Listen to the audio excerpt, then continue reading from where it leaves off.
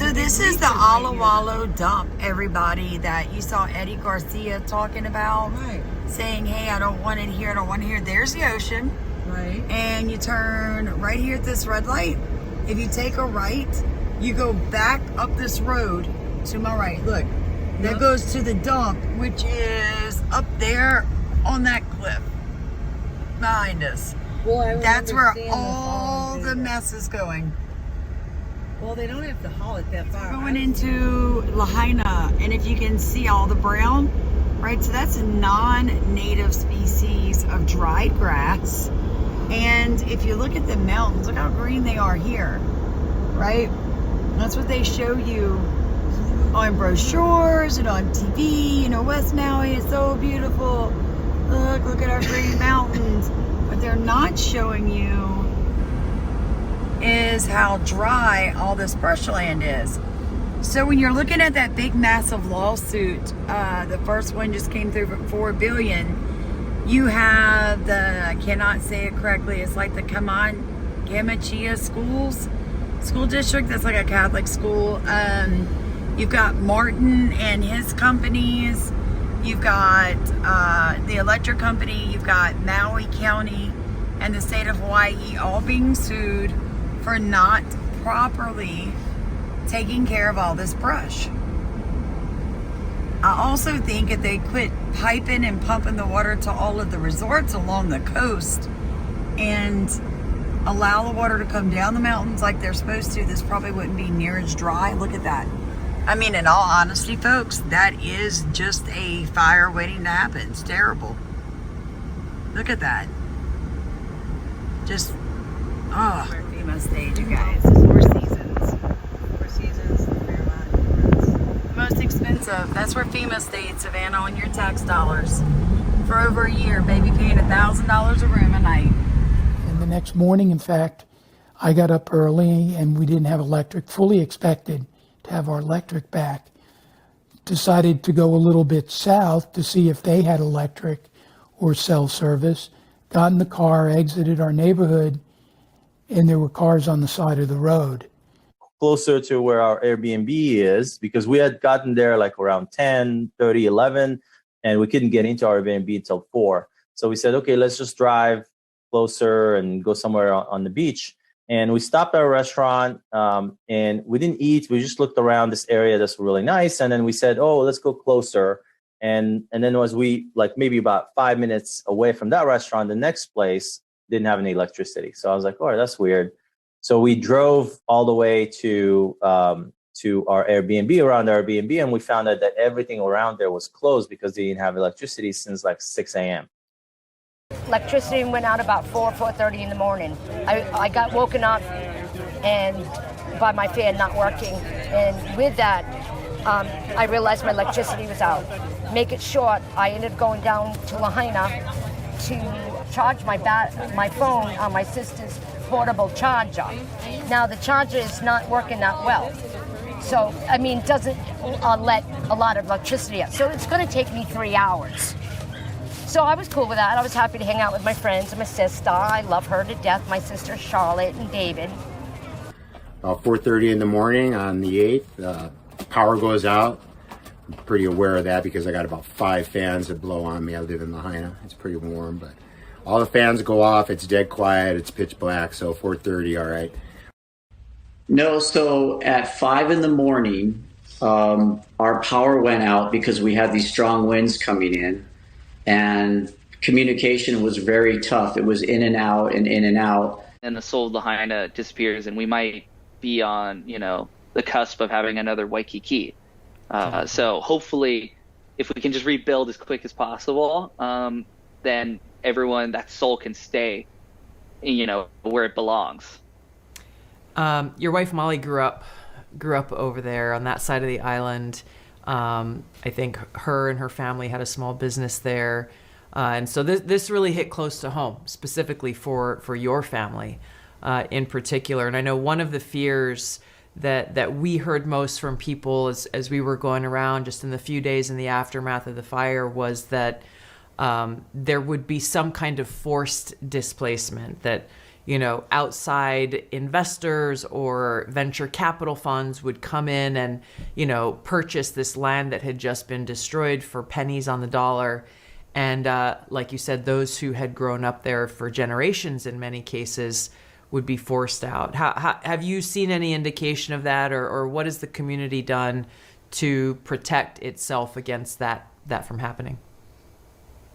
I think I think people are very hurt personally by the response originally, and I don't know if any response would, be satisfactory to people. And when you grow up in Hawaii, it's part of the United States, but it feels like its own place, its own country in a way. We're just so far removed, and so many people feel hurt by how Hawaii became part of the United States. And, that's history now. That's there's nothing we can do about that. But I thought this would have been a real great opportunity based on the response, how you could sort of make it up. Maybe not totally to the Hawaiian people, but in enough of ways that the country showed the maximum support, which I don't think it actually happened, which was a missed opportunity, I thought.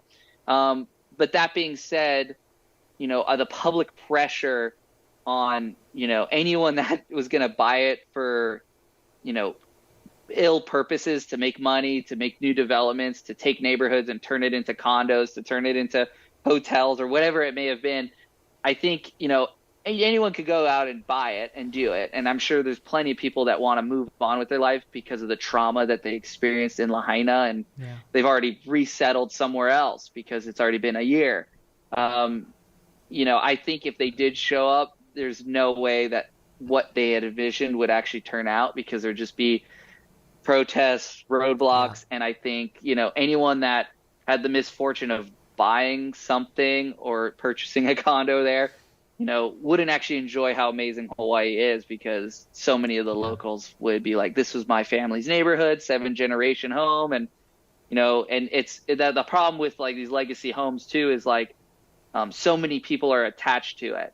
And so if one person wants to sell and the rest of the family doesn't, then you got these just conflicts, and it's just sticky. And so the best thing is to just, I guess, try to rebuild. And if the town, ends up in a better place at one point and people do want to sell, then, they're selling that house, but it's after the fact. It's not in this high tensioned time. And there's tensions are still really high a year later. And, everyone got $700 per family, or per household rather, which when you have 6 families in one household, that's everyone gets $75 or something, which is crazy.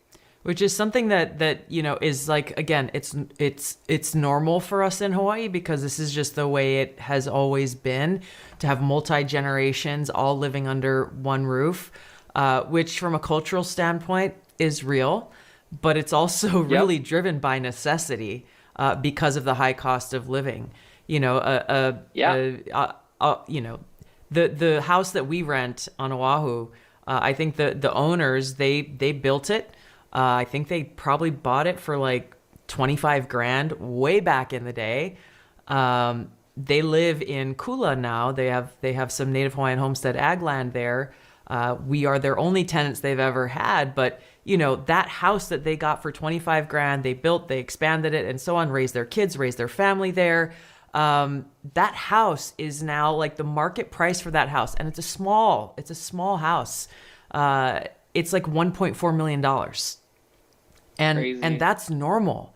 And that's the thing, is that, so you take a house that's $1.4 million, and then you translate that to today's rent, then you can see why you have that multi-generational families under one roof, and why everyone is so protective of maintaining that ownership and maintaining that space and that history and culture that comes with it. See that big resort still standing? So is Front Street open now in Lahaina? So that is Front Street isn't, but the road that goes through the town, which is kind of in the middle, is. I haven't been down it yet. It just opened. Okay. Now I've only been able remember, to the just see fire the town jumped from this road, the bypass right? that goes This around it, or from the wildfire. water. So here's the side view of the Four Seasons where FEMA stayed after the Maui Lahaina fire. You know, they were down here in $1,000 a night hotels. Now here we are. Yeah, the Fairmont. So this end of the island is a good 45 minutes from Lahaina. There was a lot of places FEMA could have chosen to stay, folks, other than taking our tax dollars and, you know, spending $1,000 a night per worker for the past year.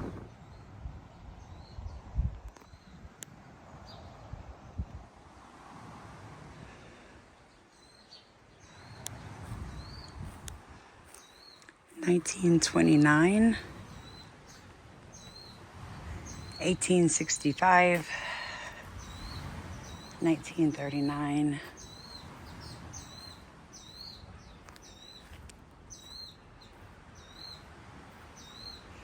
These are all worn off over here, folks.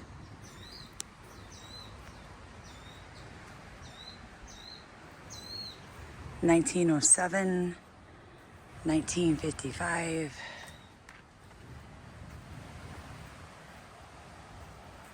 $19.53.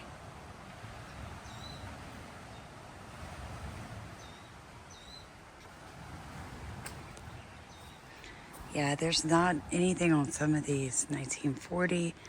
That one is $19.31.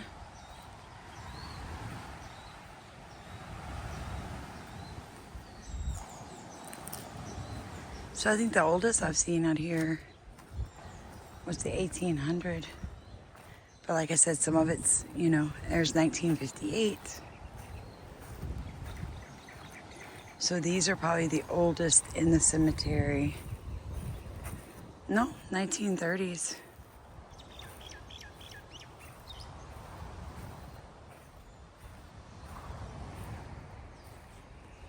Oh, okay. I have to be able to get around without accidentally stepping.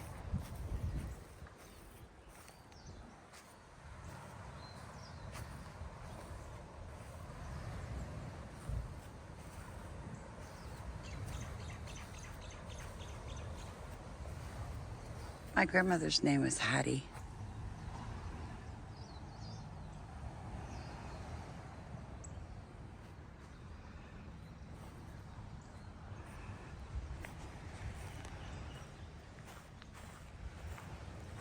Beautiful church.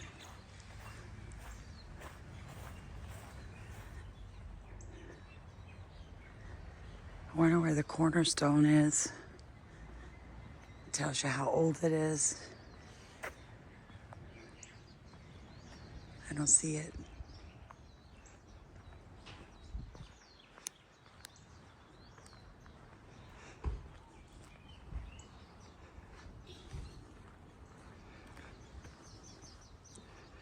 This is the road that takes you to La Perouse Bay.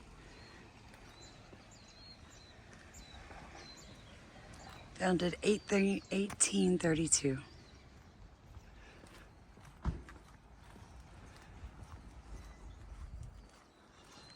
Public restrooms to your left.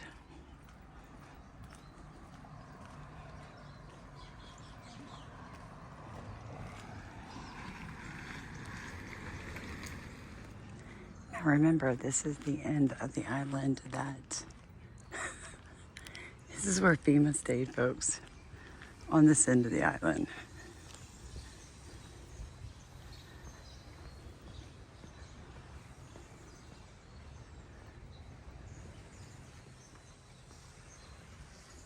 Yeah, so this is where all the movie stars,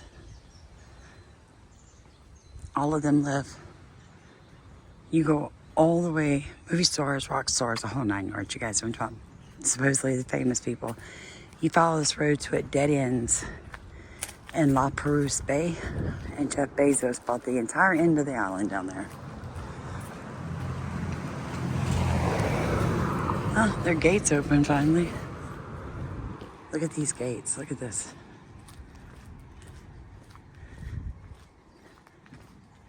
But their fire hydrant works.